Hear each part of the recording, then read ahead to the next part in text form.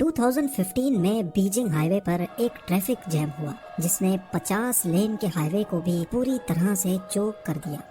1980 میں French auto route high وے پر traffic jam اتنا شدید تھا کہ 175 کلومیٹرز تک گاڑیاں پھنسی رہی۔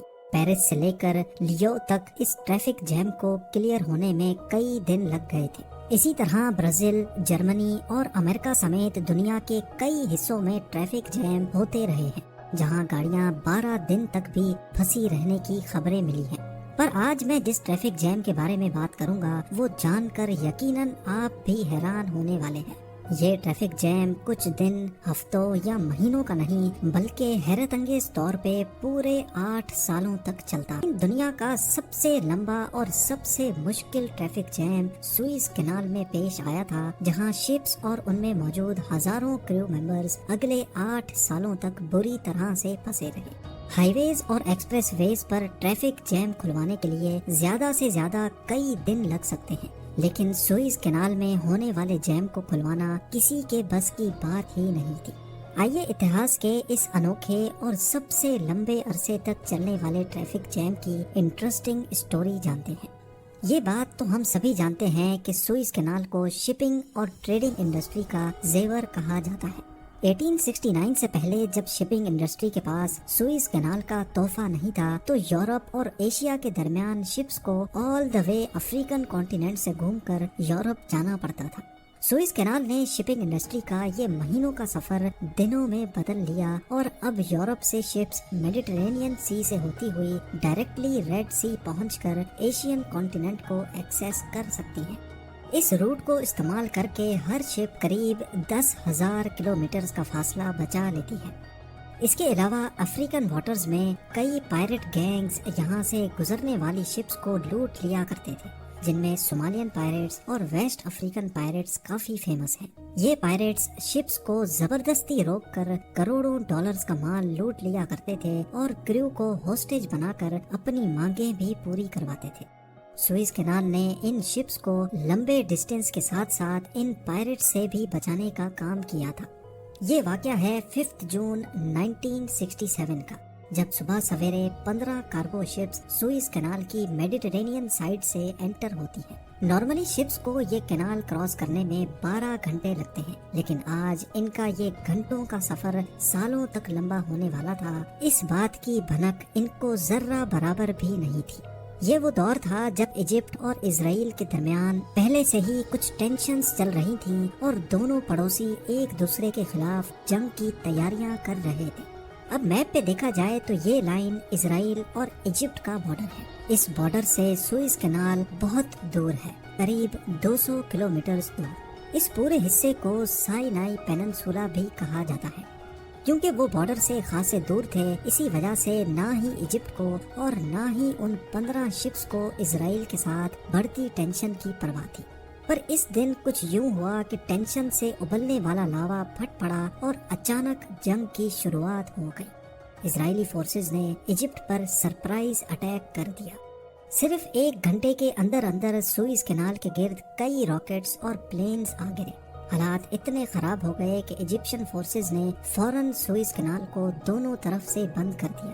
اگلے 6 دنوں تک کڑی جھڑپیں چلتی رہیں، لیکن اسرائیلی فورسز پورے سائنائی پیننسولا پر قبضہ جمانے میں کامیاب ہو گئی۔ اب اسرائیل اور ایجپٹ کا نیا بارڈر بن چکا تھا اور سوئز کینال ہی تھا جو ان دونوں کنٹریز کو ایک دوسرے سے الگ کیے ہوئے تھا۔ یہ ایجپٹ کے لیے ایک بہت بری ہار تھی۔ اسرائیلی فورسز کینال کو کراس کر کے مزید آگے نہ بڑھیں، اس لیے ایجپٹ نے سوئز کینال کی دونوں سائڈ پہ کشتیاں کھڑی کر دی، اپنے بریجز خود ہی تباہ کر دیے اور پورے کینال میں جگہ جگہ مائنز انسٹال کر دی۔ ایسا کرنے کی صرف ایک ہی وجہ تھی کہ اس کینال کو اسرائیل کے ساتھ ساتھ کوئی بھی استعمال نہ کر پائے۔ اس دوران 15 cargo ships Great Bitter Lake میں ہی پھنسی کی پھنسی رہ گئی۔ ان کے ویسٹ میں ایجپشن آرمی تو ان کے ایسٹ میں اسرائیلی فورسز تھی۔ یہ نہ ہی واپس میڈیٹرینین میں جا سکتی تھی اور نہ ہی ریڈ سی میں۔ ان شارٹ ان شپس کے پاس اسی لوکیشن پہ کھڑے رہ کر ویٹ کرنے کے سوا اور کوئی آپشن نہیں بچا تھا۔ ان کے علاوہ کئی 100 اور شپس بھی تھیں جن کو میڈیٹرینین اور ریڈ سی میں ہی روک دیا گیا تھا۔ سب اسی امید میں کھڑے تھے کہ شاید معاملہ سلجھ جائے، لیکن معاملہ مزید گمبھیر ہوتا جا رہا تھا۔ دن گزرتے گئے، ہفتے اور پھر مہینے، لیکن ایجپٹ اور اسرائیل کے درمیان کشیدگی ختم نہ ہو سکی۔ اس سب کا نقصان پوری دنیا کو ہو رہا تھا۔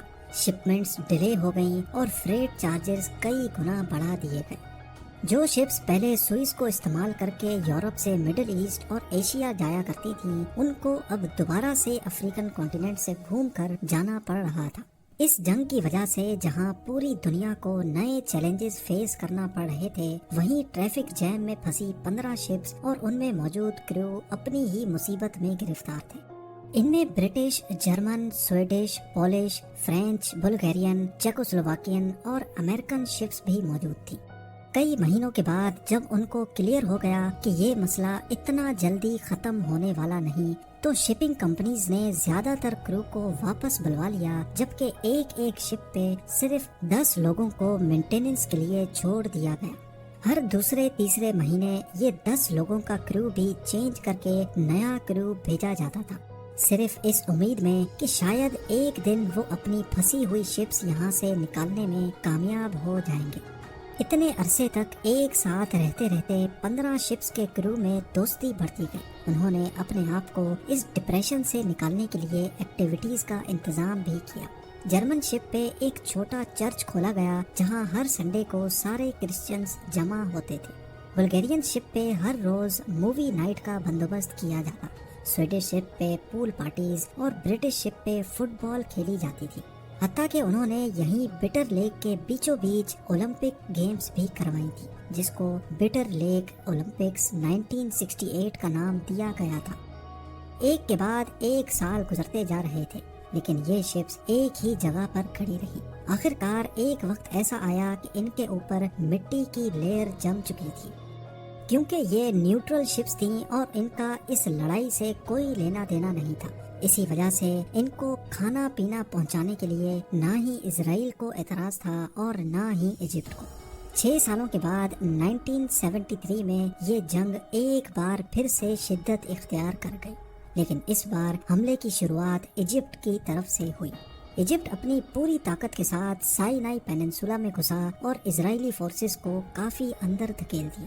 دونوں طرف سے بھرپور حملے کیے گئے، لیکن اس بار ایک اسرائیلی راکٹ نہ چاہتے ہوئے بھی پھنسی ہوئی امریکن شپ پہ آ لگا اور وہ تباہ ہو کر ڈوب گئی۔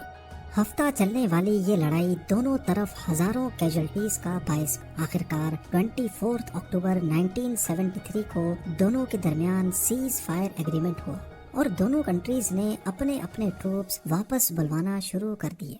6 سالوں تک چلنے والی جنگ تو اب ختم ہو چکی تھی، لیکن ٹریفک جیم میں پھنسی شپس کے لیے جیسے ابھی تک جنگ چل رہی ہو۔ ان 6 سالوں میں سوئز کینال کے اندر بوٹس، شپس، پلینز اور راکٹس کا ملبہ بکھر چکا تھا۔